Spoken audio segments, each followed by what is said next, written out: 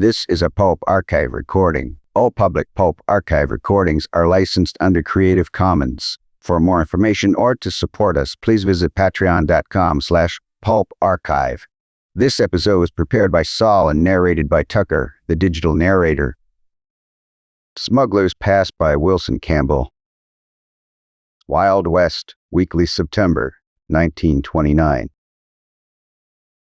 This episode contains period-typical depictions of crime, violence, and mild profanity. Listener discretion is advised. Vincente paused at the divide, looking back over the way he had come.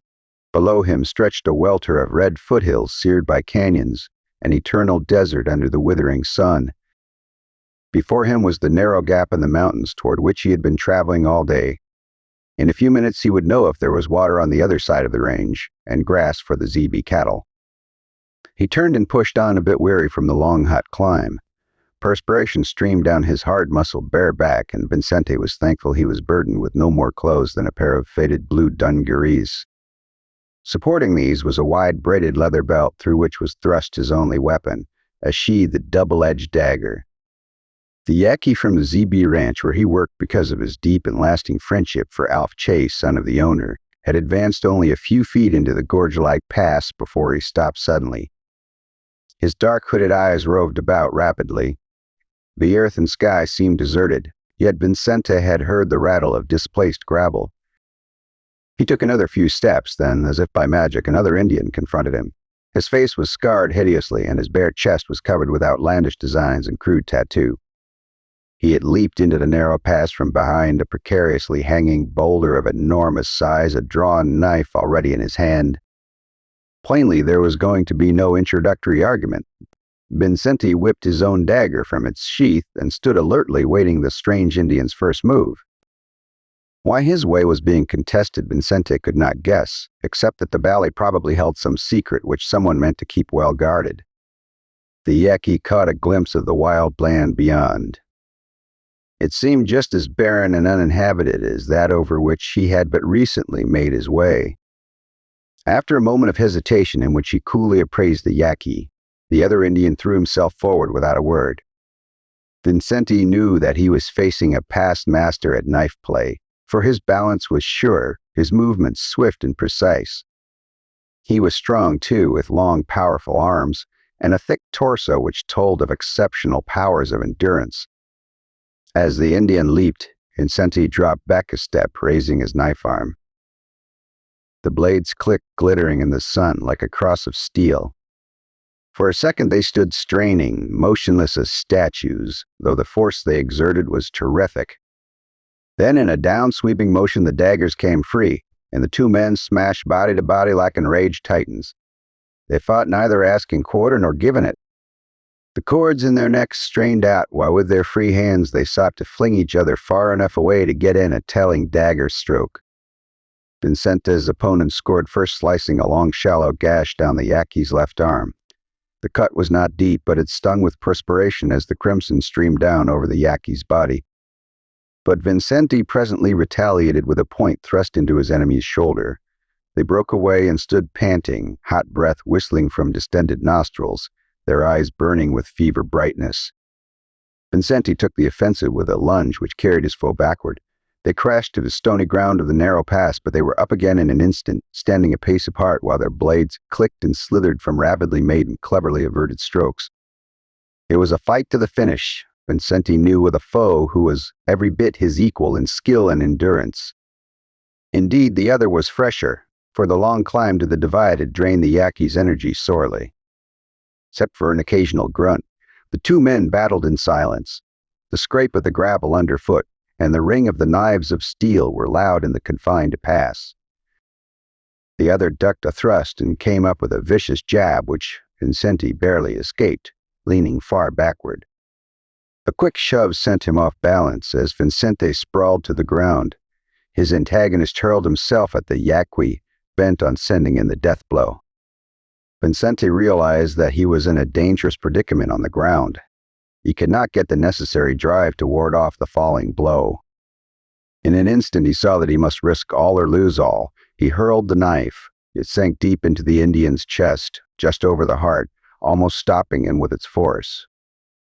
His expression of triumph was quickly replaced by one of utter surprise, and then he crumpled, falling partly on the Yaqui's body.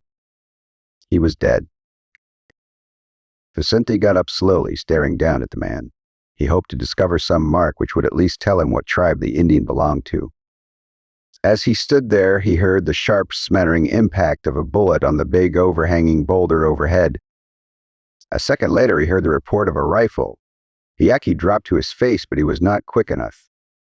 He felt the tear of flesh as a second slug creased his shoulder. His unseen enemy had the range.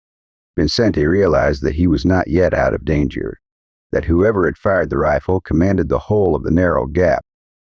He staggered to his feet and rushed through the gap, reeling dizzily from exhaustion rather than pain.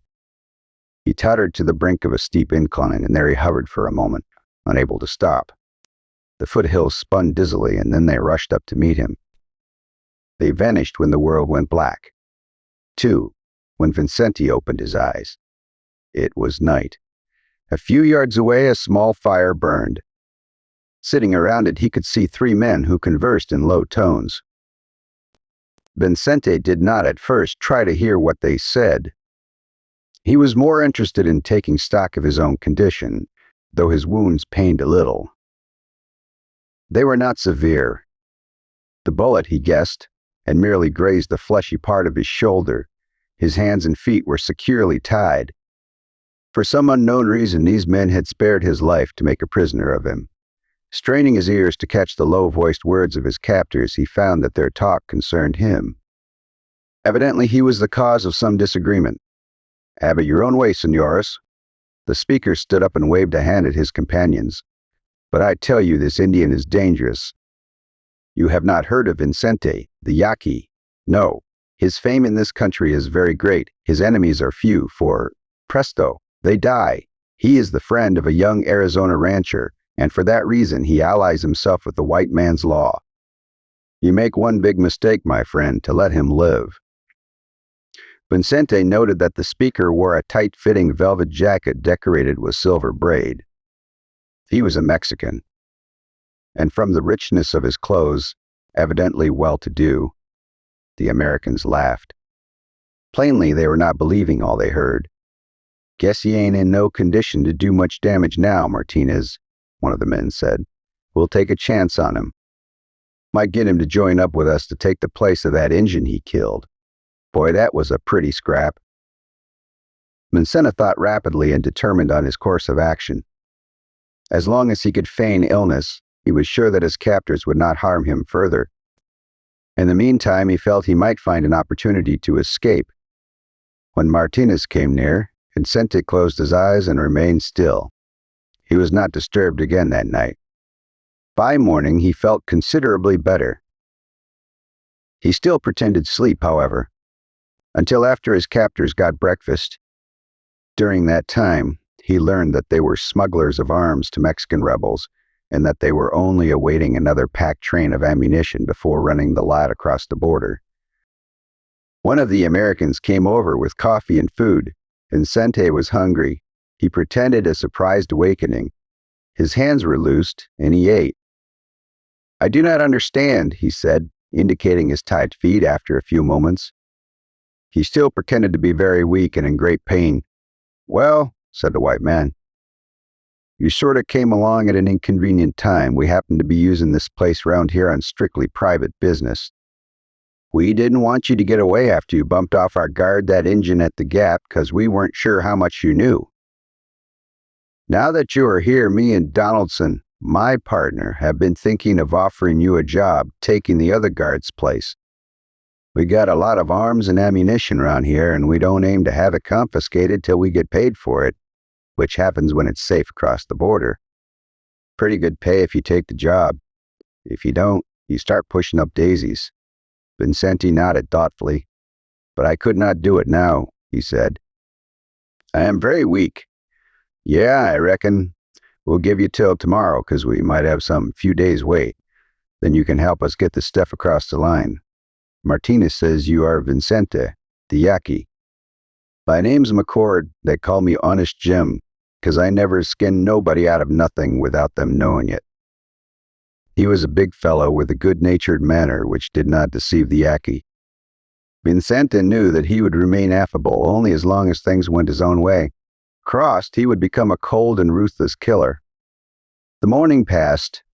Martinez, who was the agent for the purchases at the contraband, was impatient and nervous. His bright black eyes kept wandering continually around the skyline, except when he was gazing doubtfully at Vincente. "Our greatest danger lies through that gap," he pointed out at length. "A great rock hangs there. A stick of dynamite, properly placed, would dislodge it and seal the gap. It would then take an added hour to get through." Honest Jim roared with amusement. "If looking for trouble makes it," he grinned, "you sure are going to make it hot for us, senor. I'll tell you what to do." McCord's plan was simple.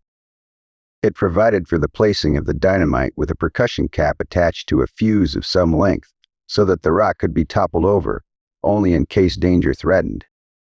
"A watchman can set it off if need be," McCord finished. "Or you can shoot the cap from here and do the trick. Mark it plain so you can sight it." Satisfied with this arrangement, Martinez went off to place the charge. That afternoon, Vincente was released. While McCord was explaining what his duties were to be, Martinez cried out and pointed toward the gap. "Another comes," he shouted. "This delay, this mad wait for more guns is sure to bring much trouble." Vincente stared at the figure against the patch of sky showing through the pass. His heart pounded with sudden dread. There was no mistaking that tall, lithe body with its easy poise, nor the set of the wide sombrero. Chase had arrived. Honest Jim grunted. "Shoot him," he suggested. Vincente tensed.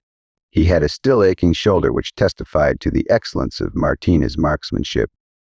He knew that Alf Chase was in dire peril as long as he stood there a perfect target, and there was no doubt in his mind that Alf, puzzled and worried by the Yaqui's long absence, had trailed his friend if anything had happened to him. The camp of the smugglers was half shielded by a cluster of low-growing trees. It would take exceptional eyes to discover it from the divide. Thus Alf would not suspect immediate danger until the probably fatal shot rang out. The Mexican reached for his gun. "I will take it," Vincente exclaimed. "If I am to be your guard of the pass, let me start now." The Yaqui stood prepared to leap on Martinez if Honest Jim should object. But he grunted assent, and Martinez grudgingly handed over the rifle because he was not in the habit of using firearms to any great extent.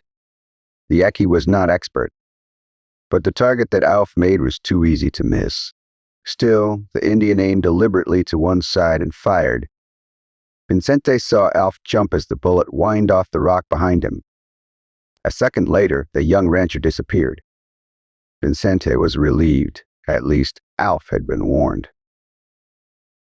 But the Yaqui's own problem was immediate and difficult. As one man, the smugglers angrily bore down on him, and Vincente wheeled, knowing he could no longer keep up the pretense of joining their forces. He pointed the rifle at Martinez, who was nearest, but the hammer clicked on an empty barrel. There had been only one cartridge in the gun. Honest Jim swore and jerked out his pistol.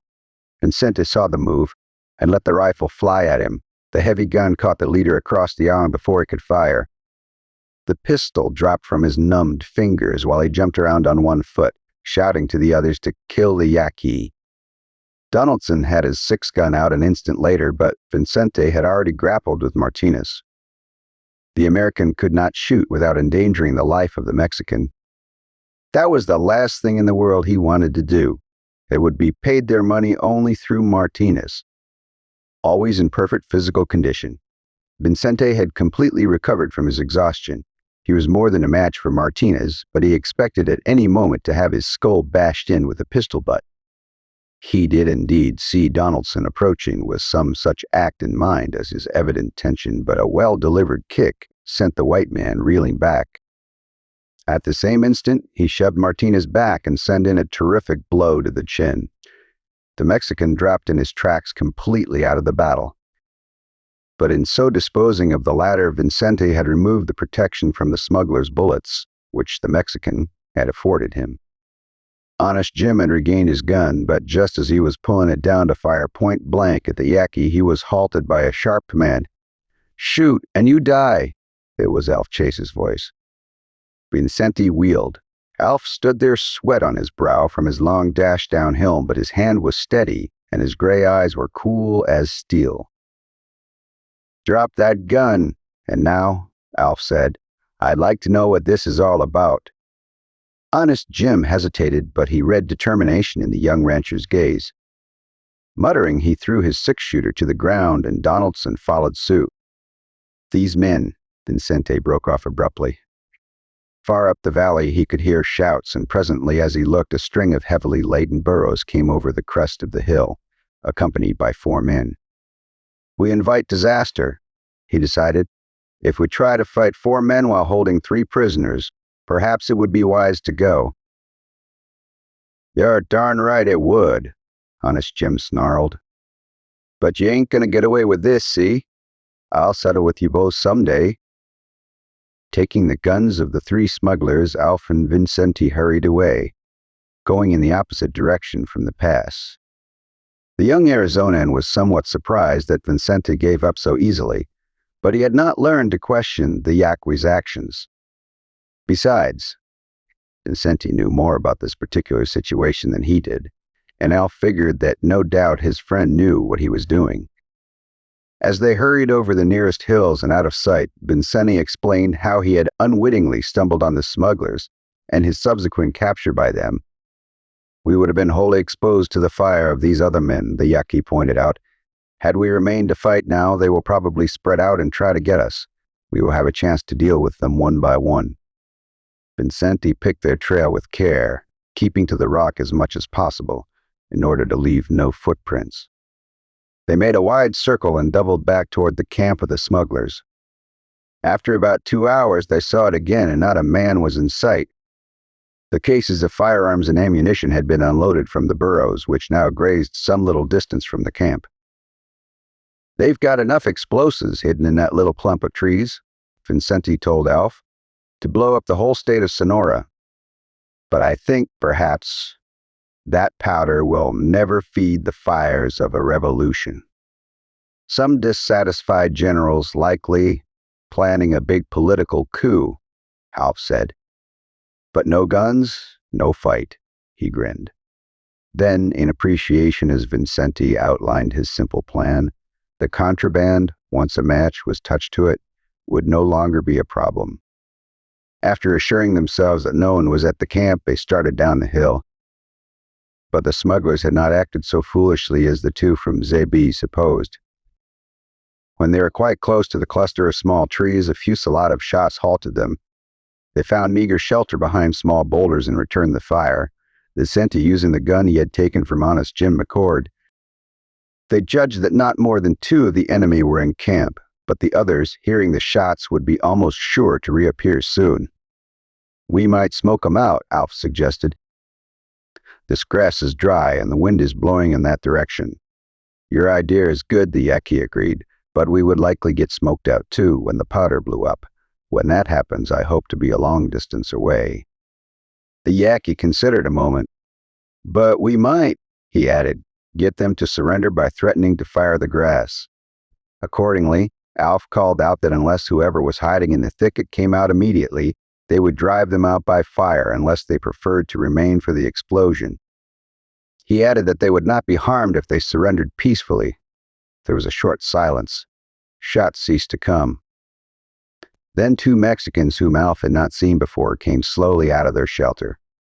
Alf judged that they were men who had come with the pack train. With their hands held high above their heads, they advanced halfway to where Alf and Vincenti were lying. They stopped and waited uncertainly. "If anyone remains for reasons of treachery in that thicket," Vincenti called, "you 2 will be shot immediately." At this information, the Mexicans turned and began to talk excitedly.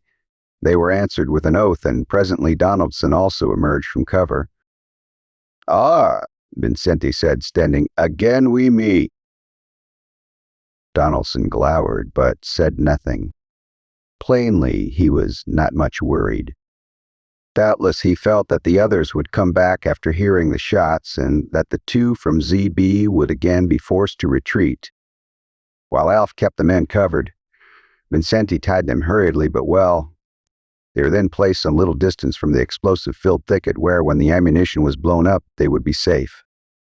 This tying of the men was hardly accomplished, however, before the others appeared on the summit of a distant hill, returning as fast as they could to the camp. Vincenti hurried into the trees and presently came out with a cask in either arm. He broke them open and handed one of them to Alf. "We will make a powder trail," he said. "Let it stream out as you run. We will go through the gap, and we must get beyond it quickly or—" They started. As Alf ran, a continuous trail of black powder stretched out behind him. Looking back, Alf saw the rest of the smugglers come into sight on the next hill crest. They began to shoot, but their bullets went wild. Realizing this, the men took up the pursuit once more, but one of them remained on the hilltop. "Powder's gone," Alf said. As he threw down his empty cask, Vincenti took up the trail, being careful to see that there was no break in the long black line. The man on the hilltop began to fire a rifle. Alf expected to hear the bullets zipping uncomfortably close, but instead he caught the whine of them as they glanced off the rocks at the top of the divide. "What the heck," he muttered. "That bird sure must think we're running fast." "They've got that big boulder in the pass mined," Vincenti cried. "That man on the hill back there is Martinez, one of the best shots I ever saw. He's trying to hit a percussion cap, and if he did, Alf noted instantly, they would be trapped." Cliffs ranged the top of the divide cliffs, of loose clay and gravel formation, which would be practically impossible to climb. But they were near the gap now. Vincenti threw down his emptied powder cask, and Alf applied a match. The black trail flared up, and a roaring flame went zigzagging down the hillside, throwing up vast volumes of heavy blue smoke. Close above them, the bullets from Martinez's gun were still spattering. Suddenly, there was a sharp report, and the two from ZB knew that the cap had been hit. Alf could see the thin line of smoke from the ignited fuse. Martinez had placed it well. It was out of reach, and they did not dare take the time to try to pull it down. Vincenti and Alf raced up the steep hill as fast as they could go. It had seemed but a short distance that time Alf had sped down it to Vincenti's rescue, but now the narrow gap appeared to be unattainably far away. Shouts came up from below. The gunrunners had topped the last hill, and they saw the roaring trail of powder. Could not resist a look over his shoulder. Honest Jim was outstanding the others in an effort to reach the powder trail and make a break in it. Scattered of powder grains, he gave the comic impression of a man trying to swim on dry land. The sizzling geyser of fire was on top of him before he threw himself out of its path. Regardless of the fury of the racing flame, Honest Jim threw himself down on the snaky black line and tried to. Al almost stopped in his interest to see if the smuggler had been successful. The orange light died down. The billowing smoke stopped rising. "Thunderation!" Alf grunted. Honest Jim stopped at Vincenti. "Hurry!" Vincenti implored. "That is something we cannot help now. We must get through the pass." But the young rancher could not resist a last glance backward. To his surprise, he saw the powder flare up once more. Honest Jim had barely failed to scatter it enough. Hissed on its way again.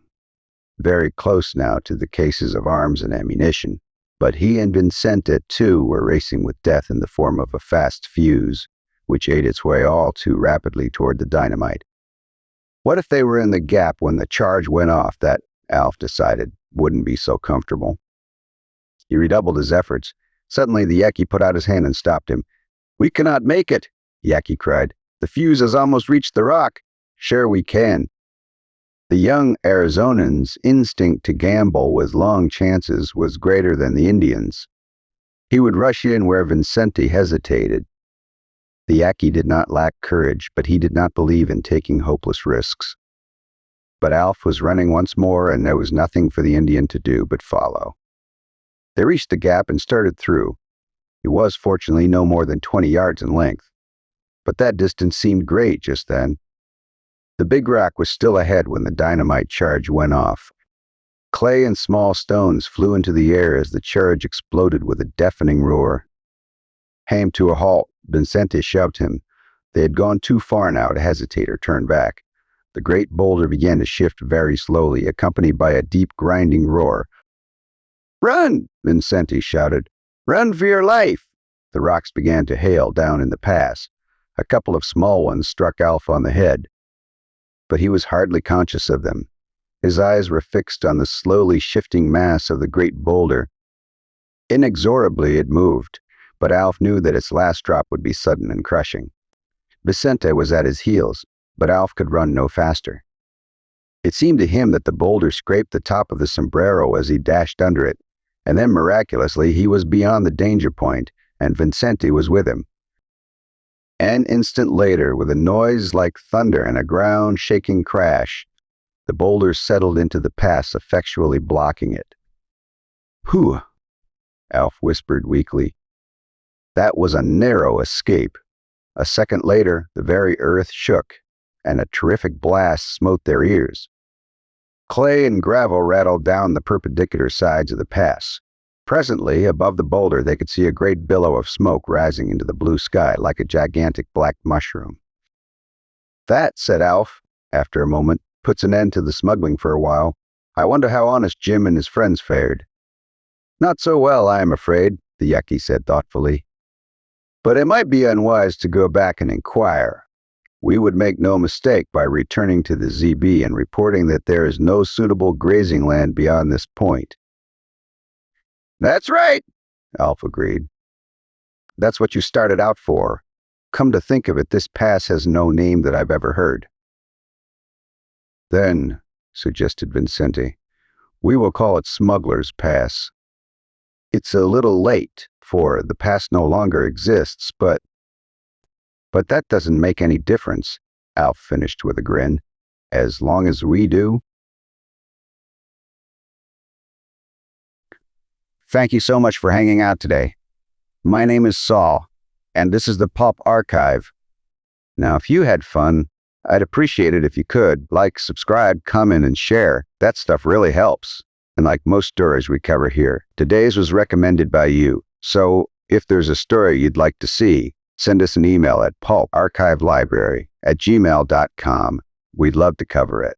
If you'd like to support the podcast and keep us going, consider becoming a member on Patreon. Just visit patreon.com/pulparchive. For a few bucks a month, you'll get access to all our podcasts, narration of complete issues, and private explicit episodes that wouldn't be allowed publicly. We feature almost every genre of pulp fiction, horror, detective, western, and even sports. Special thanks to our patrons who make the podcast possible and make every episode of the Pulp Archive happen. Every episode is dedicated to our Patreon members. I truly could not do this without you.